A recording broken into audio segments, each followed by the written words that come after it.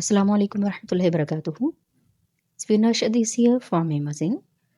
Today we will be discussing an upcoming test scheduled for July 2024. The advertisement for this test was published in August 2023. You can see the outlook of that advertisement. Our focus will be on test structure, preparation strategies, and how to attempt this test effectively to ensure your recommendations.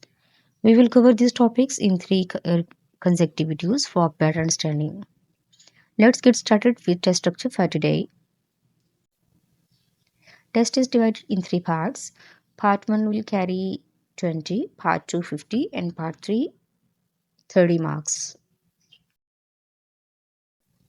Syllabi for these three parts.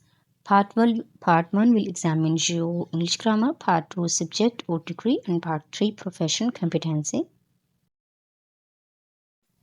This test will be an MCQ based test, bearing 100 questions to be solved in 100 minutes without negative marking. To broaden your vision, we have added actual paper of case number F480 2023 lecture mail BS17 consisting 4 pages. You can pause the video, zoom in the screen and try to capture questions. But if cannot, please let us know in comment section. We will upload PDF link in next video.